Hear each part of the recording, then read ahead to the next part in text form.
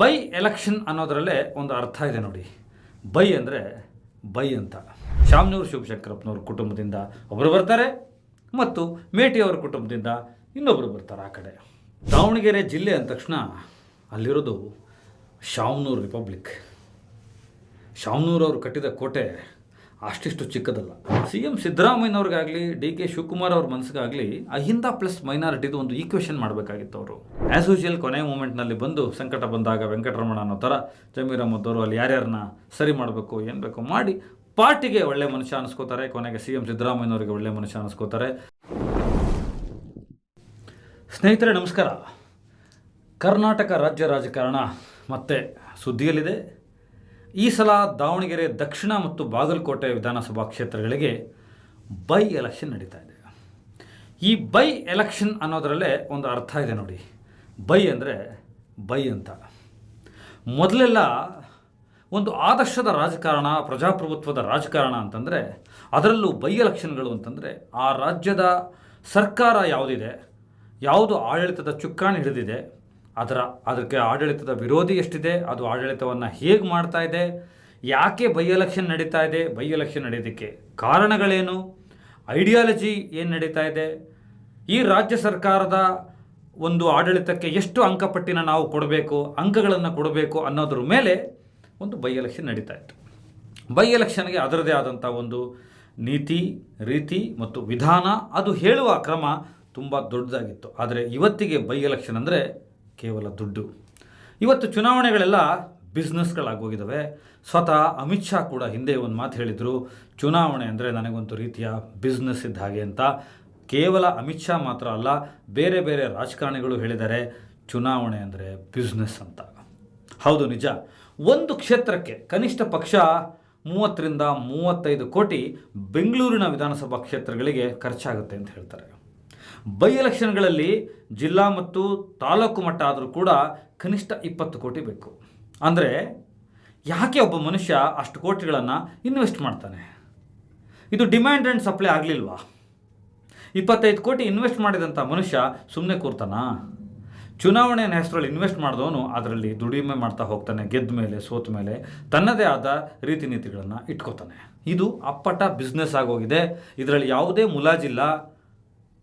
ಅದರಲ್ಲೂ ಜಾತಿ ತುಂಬ ಪ್ರಮುಖವಾಗುತ್ತೆ. ನಾನು ಅದನ್ನು ಮಾತನಾಡೋದಕ್ಕೆ ಇಷ್ಟಪಡಲ್ಲ. ಆದರೂ ಕೂಡ ಜಾತಿಯ ಬಗ್ಗೆ ವಿಶ್ಲೇಷಣೆಯನ್ನು ಮಾಡಲೇಬೇಕು.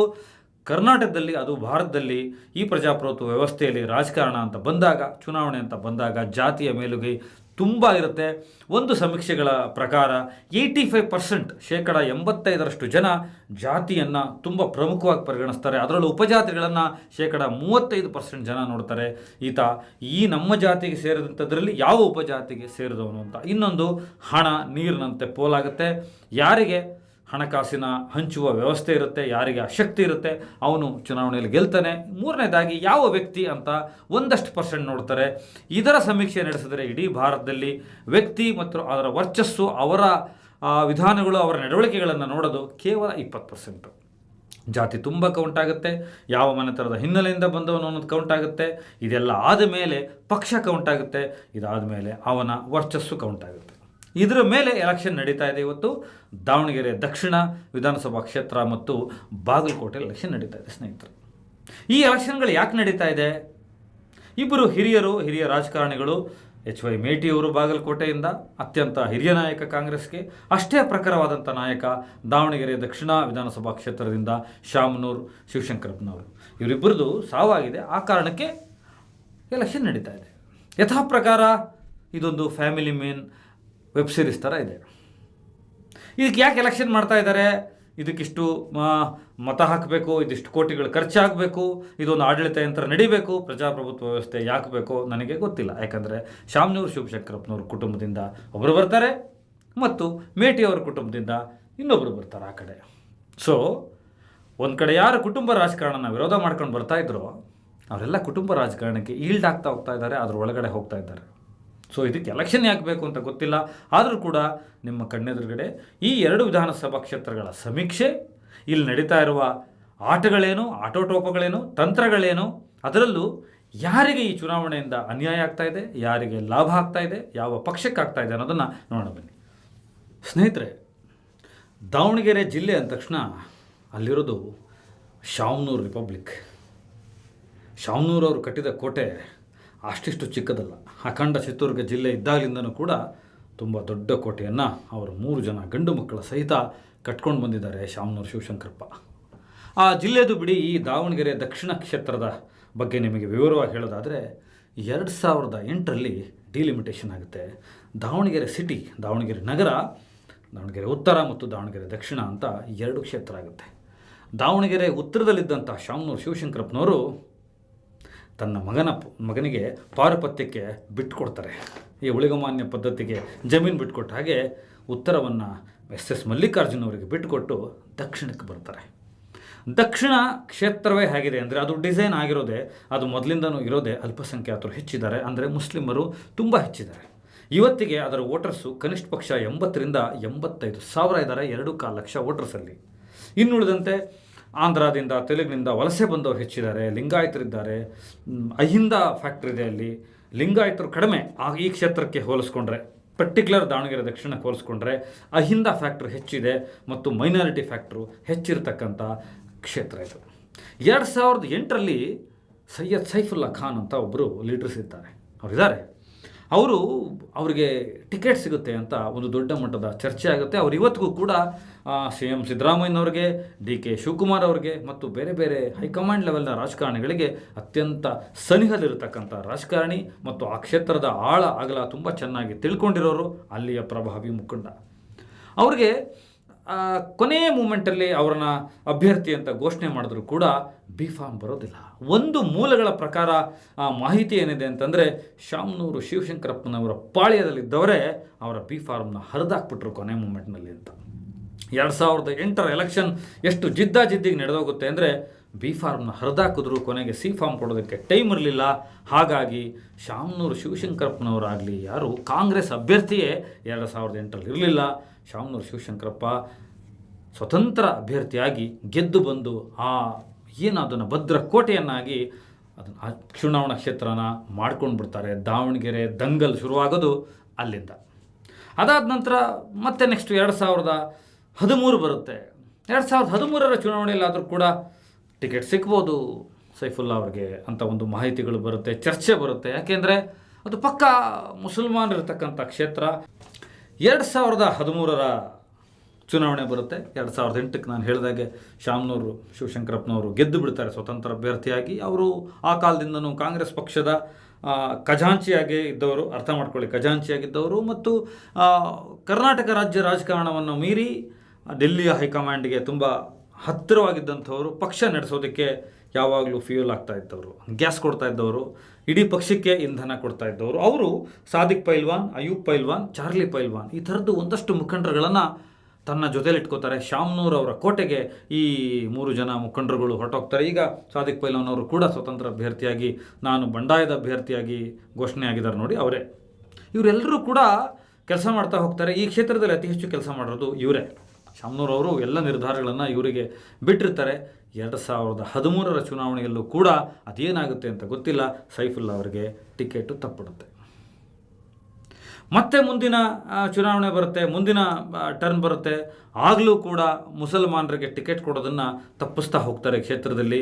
ಈ ಕ್ಷೇತ್ರದಲ್ಲಿ ಏನಂತಂದರೆ, ಒಂದು ಬೇರೆ ರಾಜ್ಯಗಳಲ್ಲಿರ್ಬೋದು ಅಥವಾ ಕರ್ನಾಟಕದ ಬೇರೆ ಬೇರೆ ವಿಧಾನಸಭಾ ಕ್ಷೇತ್ರಗಳಲ್ಲಿ ಮುಸಲ್ಮಾನರ ಒಂದೇನು ಓಲೈಕೆ, ತುಷ್ಟೀಕರಣ ಅಂತೆಲ್ಲ ನಾವು ಮಾತಾಡ್ತೀವಿ. ಆದರೆ ಅದೇನು ಈ ಕ್ಷೇತ್ರದಲ್ಲಿ ಇಲ್ಲ. ಅದು ಬಿಕಾಸ್ ಆಫ್ ಶಾಮನೂರವರ ಪಾರುಪತ್ಯಕ್ಕೆ ಸಂಬಂಧಪಟ್ಟಂತೆ ಅದು ಆಗೋದಿಲ್ಲ. ಇಲ್ಲಿ ದಾವಣಗೆರೆಯಲ್ಲಿ ಮುಸ್ಲಿಮಾನರನ್ನ ಬ್ಯಾಲೆನ್ಸ್ ಮಾಡಬೇಕು, ಮೈನಾರಿಟಿ ಅವ್ರನ್ನ, ಅವರು ಕೋಪಗೊಂಡ್ಬಿಡ್ತಾರೆ, ಕ್ಷುದ್ರಗೊಂಡ್ಬಿಡ್ತಾರೆ ಅನ್ನೋ ಕಾರಣಕ್ಕೆ ಜಬ್ಬಾರ್ ಅವ್ರನ್ನ 2ನೇ ಸಲಕ್ಕೆ MLC ಮಾಡಲಾಗುತ್ತೆ ಮತ್ತು ಶಾಮನೂರು ಶಿವಶಂಕರಪ್ಪನವರು ಅಲ್ಲಿ ಮುಂದುವರಿತಾ ಹೋಗ್ತಾರೆ. ಆದರೆ ಆ ಒಳಗೆ ಒಂದು ಕುದಿ ಇರುತ್ತಲ್ಲ, ಮುಸಲ್ಮಾನರಿಗೊಂದು ಕುದಿ ಇದೆಯಲ್ಲ, ಆ ಕುದಿ ಅದು ಬೆಳೀತಾ ಬೆಳೀತಾ ಬೆಳೀತಾ ಬೆಳೀತಾ ಹೋಗುತ್ತೆ. ನಾವು ಏನು ಮಾಡಬೇಕು ಇಲ್ಲಿ ಅನ್ನೋದು ಅವ್ರಿಗೂ ಕೂಡ ಕನ್ಫ್ಯೂಷನ್ಗೆ ಬಿದ್ದುಬಿಡ್ತಾರೆ. ಶಾಮನೂರವರ ಆಡಳಿತದಲ್ಲಿ ಅವರ ಮಗ SS ಮಲ್ಲಿಕಾರ್ಜುನ ಮಂತ್ರಿ ಇದ್ದಾರೆ. ಮಲ್ಲಿಕಾರ್ಜುನ ಅವರ ಧರ್ಮಪತ್ನಿ ಪ್ರಭಾ ಮಲ್ಲಿಕಾರ್ಜುನ ಅವರು ಇವತ್ತು ಸಂಸದೆ ಇದ್ದಾರೆ. ಸ್ವತಃ ಶಾಮನೂರು ಶಿವಶಂಕರಪ್ಪನವರು ದೊಡ್ಡ ದೊಡ್ಡ ಸ್ಥಾನಗಳನ್ನು ಅಲಂಕರಿಸಿದವರು.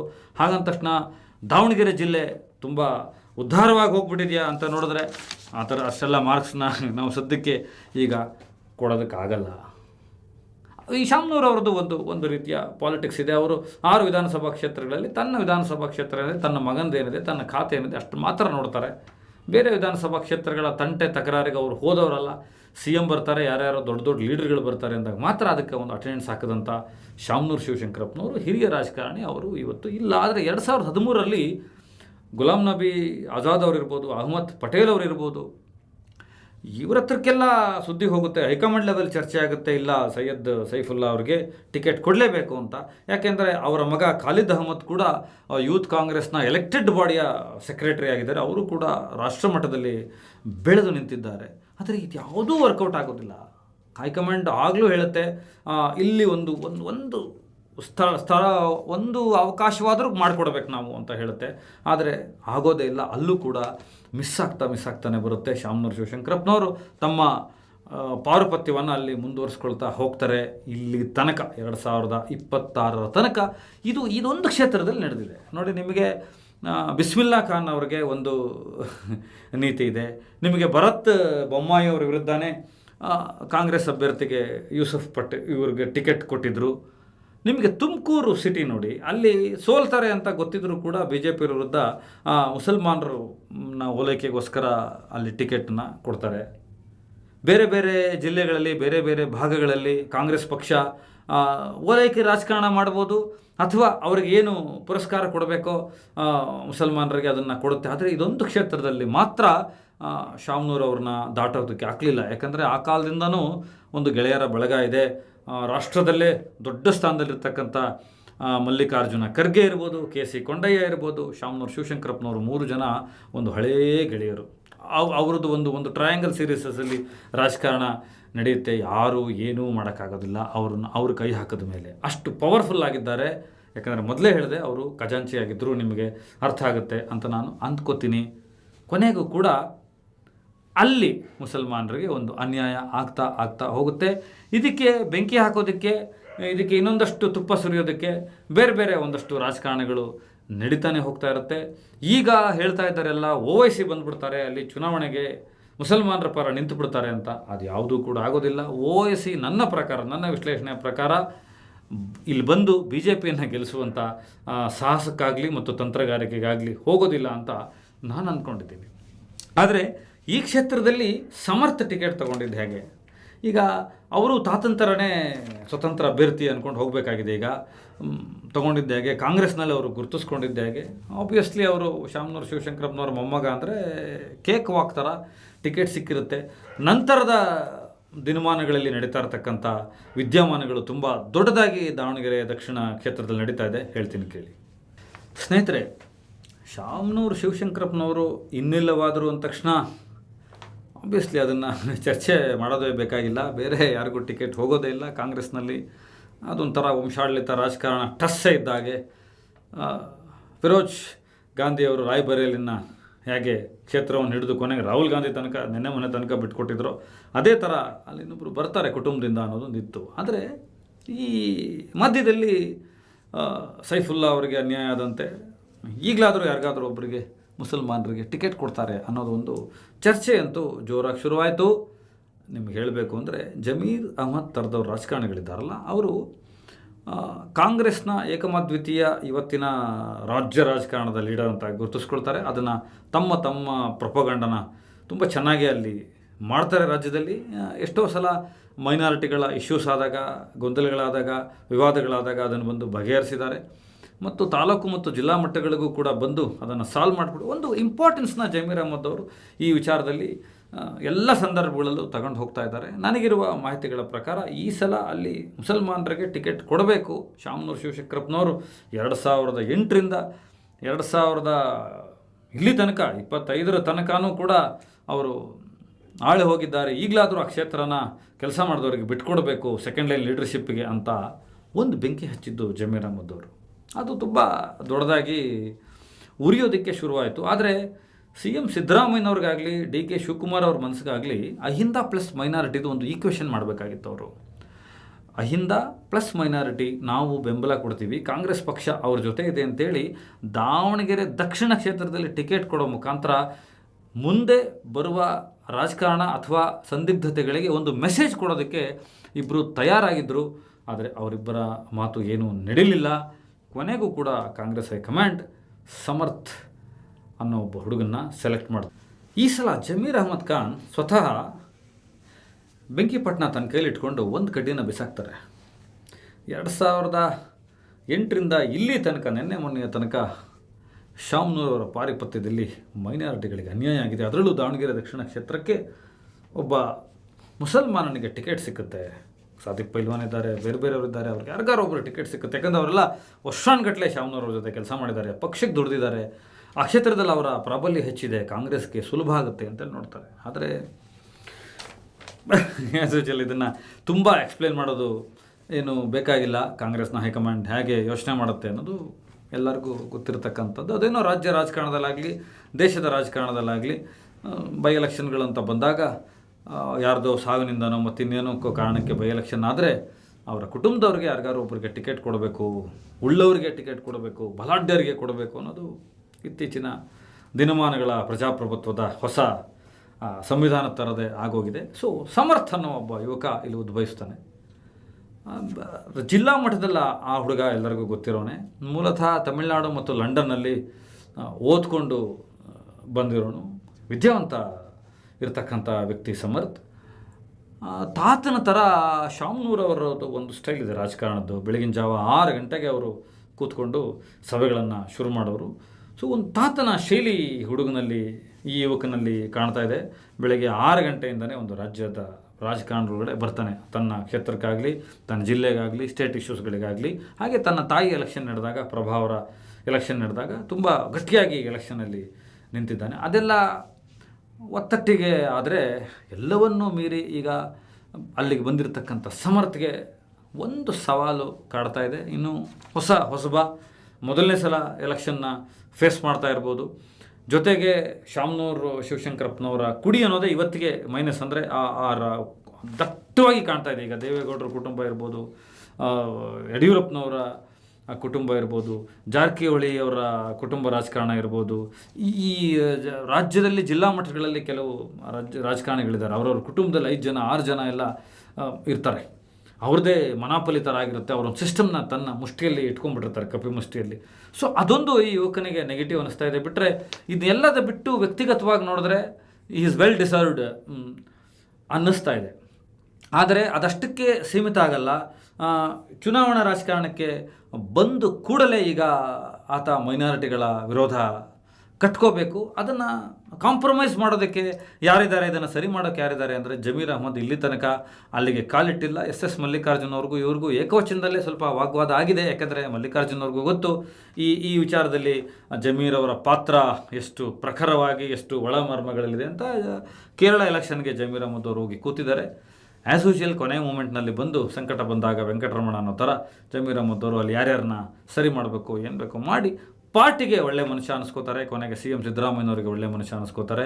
ಕಡೆಗೆ ಆ ಕಡೆಗೂ ಕೂಡ ಅವರ ಧರ್ಮದ, ಅವರ ಜಾತಿಯ ಜನರನ್ನು ಅವರು ಬಿಡೋಕ್ಕಾಗಲ್ಲ. ಅಲ್ಲೂ ಕೂಡ ಸೈ ಅನ್ನಿಸ್ಕೊಳ್ಳುವಂಥ ಕೆಲಸನ ಹಿಂದೆ ಬಳ್ಳಾರಿ ಎಲೆಕ್ಷನ್ಗಳಾದಾಗ ಈ ಥರದ್ದೇ ಒಂದು ರಾಜ್ಯ ರಾಜಕಾರಣದಲ್ಲಿ ಒಂದಷ್ಟು ಟೆಕ್ನಿಕ್ನ ಜಮೀರ್ ಅಹ್ಮದ್ ಅವರು ಮಾಡ್ತಾರೆ. ಇದ್ರ ಜೊತೆ CM ಅವರೀಗ 9 ಜನರ ಒಂದು ಕಮಿಟಿಯನ್ನು ಮಾಡಿದ್ದಾರೆ. ಇದರಲ್ಲಂತೂ ತುಂಬ ದೊಡ್ಡವರಿದ್ದಾರೆ ರಾಜ್ಯ ರಾಜಕಾರಣದಲ್ಲಿ, ತುಂಬ ಶಕ್ತಿಯುತವಾದಂಥ ಹೆಸರುಗಳು ಈ ಕಮಿಟಿಯಲ್ಲಿ ಇದ್ದರೂ ಕೂಡ ಅವ್ರು ಯಾರೂ ಇನ್ನೂ ದಾವಣಗೆರೆ ದಕ್ಷಿಣದ ಕಡೆಗೆ ಕಾಲಿಟ್ಟಾಗೆ ಕಾಣ್ತಾ ಇಲ್ಲ. ಎಲ್ಲರೂ ಬೆಂಗಳೂರು ಸಭೆಗಳಿಗೆ ಮಾತ್ರ ಬರ್ತಾರೆ. ಇದು ಕಾಂಗ್ರೆಸ್ ವಲಯದ್ದಾದರೆ BJPದು ಇನ್ನೊಂದು ಲೆಕ್ಕಾಚಾರ ಇದೆ. BJP ತುಂಬ ದುರಾಲೋಚನೆ ಅನ್ಬೇಕಾ, ಇದನ್ನು ದೂರದೃಷ್ಟಿ ಅನ್ಬೇಕಾ, ನನಗಂತೂ ಗೊತ್ತಿಲ್ಲ. ಇವ್ರ ತಲೆಯಲ್ಲಿ ವಿನಯ್ ಕುಮಾರ್ ಅವ್ರನ್ನ ಇಳಿಸ್ಬೋದಾಗಿತ್ತು. ಒಂದು ಸ್ಪರ್ಧೆ ಬಂದಿರೋದು, ಕಾಂಗ್ರೆಸ್ಗೊಂದು ಟಕ್ಕರ್ ಸಿಕ್ಕಿರೋದು. ಇನ್ನು JDS ವಿಚಾರಕ್ಕೆ ಹೋದರೆ ಕುಮಾರಸ್ವಾಮಿ ಅವ್ರನ್ನ ಇನ್ನೂ BJP ಹೈಕಮಾಂಡ್ ಅಷ್ಟು ಗಟ್ಟಿಯಾಗಿ ಮಾತನಾಡಿಸ್ತಂತೆ, ಭುಜ ಹಿಡಿದು ಮಾತಾಡಿಸ್ತಂತೆ ಕಾಣ್ತಾ ಇಲ್ಲ. ಅಲ್ಲ, ಅವ್ರ ಛಾಯೆ ಇನ್ನೂ ಕಡಿಮೆ ಇದೆ. BJP ಅವರು ಒಂದು ಕುತಂತ್ರ ಏನು ಮಾಡ್ತಾ ಇದ್ದಾರೆ ಅಂದರೆ, ಅದನ್ನು ಕುತಂತ್ರ ಅನ್ಬೇಕಾ ಅಥವಾ ರಾಜ್ಯ ರಾಜಕಾರಣದ ಒಂದು ಅವ್ರದ್ದೇ ಒಂದು ಸ್ಟೈಲ್ ಅನ್ಬೇಕಾ, ಈ ಮೈನಾರಿಟಿಗಳು ವರ್ಸಸ್ ಏನು ಅಹಿಂದ ಇದೆ, ಅದರಲ್ಲೂ ಈ ವಾಲ್ಮೀಕಿಗಳು ಇದ್ದಾರೆ, ಇವರ ಒಂದು ವರ್ಗ ಸಂಘರ್ಷಣ ಮಧ್ಯ ಕರ್ನಾಟಕದಿಂದಾನೇ ಒಂದು ಹುಟ್ಟಾಕಕ್ಕೆ ಒಂದು ದೊಡ್ಡ ಪ್ಲಾನ್ ಆದಂತೆ ಇದೆ. ಈ ಚುನಾವಣೆಯಲ್ಲಿ ಶ್ರೀನಿವಾಸ್ ದಾಸ್ ಕರಿಯಪ್ಪ ಅವ್ರಿಗೆ ಟಿಕೆಟ್ ಕೊಟ್ಟಿದ್ದಾರೆ. ಅದು ಪಕ್ಕಾ 2 ವರ್ಗ ಸಂಘರ್ಷಗಳ ಕಾರಣಕ್ಕೆ ಅದು ಇಲ್ಲಿಂದನೇ ಶುರುವಾಗುತ್ತೆ. ಕಾಂಗ್ರೆಸ್ನವರು ಈ 2 ವರ್ಗಗಳನ್ನು ಒಟ್ಟು ಮಾಡಬೇಕು, ಒಂದು ದಲಿತ ಶಕ್ತಿಗಳನ್ನು ಇರ್ಬೋದು ಮತ್ತು ಮುಸ್ಲಿಂ ಶಕ್ತಿಗಳನ್ನು ಎರಡನ್ನೂ ಒಟ್ಟು ಮಾಡಬೇಕು ಅಂತ ನೋಡಿದ್ರೆ ಆ ಕಡೆಯಿಂದ ಬಿ ಜೆ ಪಿಯವರು ಇದರ 2ರ ನಡುವೆನೂ ಒಂದು ಸಂಘರ್ಷ ಶುರುವಾಗಬೇಕು, ಒಂದು ಬೆಂಕಿ ಹಚ್ಕೋಬೇಕು ಅನ್ನೋ ಥರದ್ದೊಂದು ಮೂಮೆಂಟು ಇಲ್ಲಿ ನನಗೆ ಕಾಣ್ತಾ ಇದೆ, ವಿಶ್ಲೇಷಕರು ಹೇಳ್ತಾ ಇದ್ದಾರೆ. ಇನ್ನು ಬಿ ಜೆ ಪಿಯ ಲೀಡರ್ಶಿಪ್ ಅಂತ ಬಂದರೆ ಹಿಂದೆ BSY ಏನಿದ್ರು ಯಡಿಯೂರಪ್ಪನವರ ಆ ಕಾಲಘಟ್ಟದಲ್ಲಿದ್ದಂಥ ಅವರು ತಾಕತ್ವಾರಿದ್ದಾಗ ಇದ್ದಂಥ ಲೀಡರ್ಶಿಪ್ ಇವತ್ತು ವಿಜೇಂದ್ರ ಅವರ ಸಾರಥ್ಯದಲ್ಲಿ ಕಾಣ್ತಾ ಇಲ್ಲ. ಅದು ಬಾಗಲಕೋಟೆ ಮತ್ತು ಎರಡೂ ಕಡೆಗೂ ಕೂಡ ಎಫೆಕ್ಟ್ ಆಗುತ್ತೆ ಮತ್ತು ರಾಜ್ಯ ರಾಜಕಾರಣದಲ್ಲೇ ಎಫೆಕ್ಟ್ ಆಗ್ತಾ ಇದೆ. ಇವತ್ತು ಬಿ ಜೆ ಪಿಗೆ ಲೀಡರ್ ಇಲ್ಲ, ವಿಜೇಂದ್ರ ಅವರ ಸಾರಥ್ಯ ಸಾಕಾಗ್ತಾ ಇಲ್ಲ ಅನ್ನೋದು ಎಲ್ಲರಿಗೂ ಗೊತ್ತಿರತಕ್ಕಂಥ ವಿಷಯ. ಇನ್ನು ಬಾಗಲಕೋಟೆ ಬೈ ಎಲೆಕ್ಷನ್ ಬಗ್ಗೆ ಹೇಳೋದಾದರೆ ಮೇಟಿ ಇದ್ದರು, ನಿಮಗೆ ಗೊತ್ತಿರುತ್ತೆ. ಅವರು ಕೂಡ ತುಂಬ ಹಿರಿಯ ನಾಯಕ, ತುಂಬ ದೊಡ್ಡ ಮಟ್ಟದ ಕೆಲಸ ಮಾಡಿದವರು. ಅವರ ರಾಜಕಾರಣದ ಪಕ್ವತೆಯ ಕಾಲಘಟ್ಟದಲ್ಲಿ ಅವರೊಂದು ಸೆಕ್ಸ್ ಸ್ಕ್ಯಾಂಡಲ್ಗೆ ಸಿಗಾಕೊಂಡ್ರು. ಅದು ಸ್ವಲ್ಪ ಅವರ ಜೀವನದಲ್ಲಿ ಒಂದು ಅಪಸ್ವರವನ್ನು ಏಳಿಸ್ತು. ನನಗೆ ತುಂಬ ಚೆನ್ನಾಗಿ ನೆನಪಿರುವಂತೆ ಅವತ್ತಿನ ಕಾಲಕ್ಕೆ ಸಿದ್ದರಾಮಯ್ಯನವ್ರ ಹತ್ರ ಹೋಗಿ ಈ ಥರದ್ದು ಆಗಿದೆ, ನಾನು ಮಾಡಿರೋದು ನಿಜ, ಈ ಥರದ್ದೊಂದು ತನ್ನ ಕೈಕೆಳಗೆ ಕೆಲಸ ಮಾಡ್ತಕ್ಕಂಥ ಒಂದು ಹೆಣ್ಣುಮಗಳ ಜೊತೆ ಈ ಥರದ್ದು ಆಗೋಯ್ತು ಅಂತ ಹೇಳ್ಕೊಂಬಿಡ್ಬೇಕಾಗಿತ್ತು. ಅವರು ಸಿದ್ದರಾಮಯ್ಯನವ್ರಿಗೂ ಕೂಡ ಸುಳ್ಳು ಹೇಳಿದ್ರು. ಆದರೆ ಅದು ಮಾಧ್ಯಮಗಳಲ್ಲಿ ಪ್ರಕಟ ಆದಾಗ ಸಿದ್ದರಾಮಯ್ಯನವರು ತುಂಬ ಕುಪಿತಗೊಂಡ್ಬಿಟ್ರು. ಯಾಕಂದರೆ ಸಿದ್ದರಾಮಯ್ಯನವರು ತುಂಬ ಆತ್ಮೀಯರಾದಂಥ ವ್ಯಕ್ತಿ ಮೇಟಿ. ಕೊನೆಯ ದಿನಗಳಲ್ಲೂ ಕೂಡ ಅವರು ಹಾಸ್ಪಿಟ್ಲಿದ್ದಾಗೆಲ್ಲ ಹೋಗಿದ್ದರು. ಸಿದ್ದರಾಮಯ್ಯನವ್ರಿಗೂ ಮೇಟಿಯವ್ರಿಗೂ ತುಂಬ ವರ್ಷಗಳ ದಶಕಗಳ ಕಾಲದ ಸ್ನೇಹ. ಅವರು ಇಲ್ಲವಾಗಿದ್ದಾರೆ. ಅವರಾದ ನಂತರ ಅವ್ರ ಮಗನಿಗೆ ಉಮೇಶ್ ಮೇಟಿ ಅವರಿಗೆ ಯಥಾ ಪ್ರಕಾರ ನಾನು ಆಗಲೇ ಹೇಳದಂತೆ ಟಿಕೆಟು ದಕ್ಕಿದೆ. ಉಮೇಶ್ ಮೇಟಿ ಇದ್ದಿದ್ದರಲ್ಲಿ ಸಭ್ಯವಾದಂಥ ಮನುಷ್ಯ, ಒಂದು ಇಮೇಜನ್ನು ಚೆನ್ನಾಗಿ ಇಟ್ಕೊಂಡಿದ್ದಾರೆ. ಆ ಸೀನಿಯರ್ ಮೇಟಿ ಆ ಜಿಲ್ಲೆಗೆ ಒಂದು ಮೆಡಿಕಲ್ ಕಾಲೇಜ್ ತಂದಿದ್ದು ಈ ಚುನಾವಣೆಯಲ್ಲಿ ಒಂದಷ್ಟು ಪ್ಲಸ್ ಆಗುತ್ತೆ. ಮತ್ತು ಸಮಾಜವಾದಿ ಹಿನ್ನೆಲೆಯವರು ಇವರೆಲ್ಲ, ಅದು ಕೂಡ ತುಂಬ ಚರ್ಚೆಗೆ ಬರುತ್ತೆ. ಉಮೇಶ್ ಮೇಟಿ ಇದುವರೆಗೂ ತನ್ನ ಇಮೇಜನ್ನು, ತನ್ನ ನಾಯಕತ್ವವನ್ನು, ತನ್ನ ತಂದೆಯ ಜಾಡನ್ನು ತುಂಬ ಚೆನ್ನಾಗಿ ಹಿಡ್ಕೊಂಡು ಬಂದಿದ್ದಾರೆ. ಕಾಂಗ್ರೆಸ್ ಪಕ್ಷಕ್ಕೂ ಅವ್ರದ್ದು ಕೆಲಸ ಕಾರ್ಯ ಚಟುವಟಿಕೆಗಳಲ್ಲಿ ತೊಡಗಿಸ್ಕೊಂಡಿದ್ದಾರೆ. ಇನ್ನು ಬಿ ಜೆ ಪಿಯಿಂದ ಹೋದರೆ ಚರಂತಿ ಮಠ ಅವರಿದ್ದಾರೆ. ಆ ಚರಂತಿ ಮಠ ಅವ್ರದ್ದು ಏನಂತಂದರೆ ಸ್ವಲ್ಪ ಇಮೇಜ್ ಅವ್ರದ್ದು ಒಂದು ರೀತಿಯ ಪಾಳೆಗಾರಿಕೆ ಥರದ ಒಂದು ಇಮೇಜನ್ನು ಅವರು ಇದುವರೆಗೂ ಅವರೇ ಮೇಂಟೈನ್ ಮಾಡ್ಕೊಂಡು ಬಂದಿದ್ದಾರೆ. ಸ್ವತಃ ಅವ್ರ ತಮ್ಮ ಮಲ್ಲಿಕಾರ್ಜುನ ಚರಂತಿ ಮಠ ಇವತ್ತು ಅವ್ರ ಜೊತೆ ಇಲ್ಲ. ಅವರು MP ಆಕಾಂಕ್ಷಿ, ಅವರು ಕಾಂಗ್ರೆಸ್ಸಿಗೆ ಬಂದಿದ್ದಾರೆ. ಇವತ್ತು ಕಾಂಗ್ರೆಸ್ನ ಸ್ಟಾರ್ ಕ್ಯಾಂಪೇನರ್ ಯಾರು ಅಂತ ಕೇಳಿದ್ರೆ ಅದನ್ನು ಸ್ವತಃ ಮಲ್ಲಿಕಾರ್ಜುನ ಚರಂತಿ ಮಠ ಅವರು ಅಂತ ಅಲ್ಲಿ ಜನ ಹೇಳ್ತಾರೆ. ಅಲ್ಲಿ ಕ್ಲಿಯರ್ ಕ್ರಿಸ್ಟಲ್ ಆಗಿ ಅಲ್ಲಿ ಚುನಾವಣೆಯ ರಿಸಲ್ಟ್ ಕಾಣ್ತಾ ಇದೆ. ಚರಂತಿ ಮಠ ಅವರ ಕುಟುಂಬ, ನಮ್ಮ ಹತ್ರ 5,000 ಜನ ಕೆಲಸಗಾರರಿದ್ದಾರೆ, ಕಾರ್ಖಾನೆಗಳಿದೆ, ನಮ್ಮದು ದೊಡ್ಡ ಸಾಮ್ರಾಜ್ಯ ಇದೆ ಅಂತ ನಂಬಿದ್ರು ಕೂಡ ಅದರ ವಿರುದ್ಧ ಕಾಂಗ್ರೆಸ್ನ ಪರವಾಗಿ ಅಥವಾ ವ್ಯಕ್ತಿಯ ಪರವಾಗಿ ಉಮೇಶ್ ಮೇಟಿ ಅವರ ಪರವಾಗಿ ಜನ ಇರೋ ಥರ ಈ ಬೈ ಎಲೆಕ್ಷನ್ ನನಗೆ ನೇರವಾಗಿ ಕಾಣಿಸ್ತಾ ಇದೆ. ಮತ್ತು ಈ ಚುನಾವಣೆಯ ಇನ್ನೊಂದು ವಿಶೇಷ ಏನಂದರೆ ಸತೀಶ್ ಜಾರಕಿಹೊಳಿ ಅವರು, ಏನು ಜನ ಎಲ್ಲ ಅವ್ರನ್ನ ಸಾವ್ಕಾರ್ ಅಂತ ಕರೀತಾರಲ್ಲ, ಅವ್ರನ್ನ ಏಕಮಾದ್ವಿತೀಯ ಇನ್ಚಾರ್ಜ್ ಆಗಿ ಕಾಂಗ್ರೆಸ್ ಹೈಕಮಾಂಡಲ್ಲಿ ಹಾಕಿದೆ. ಸತೀಶ್ ಜಾರಕಿಹೊಳಿ ಅವರು ಅದರಲ್ಲಿ ಪಟ್ಟವಾಗಿ ಅಲ್ಲಿ ಹೋಗಿ ಕೂತಿದ್ದಾರೆ.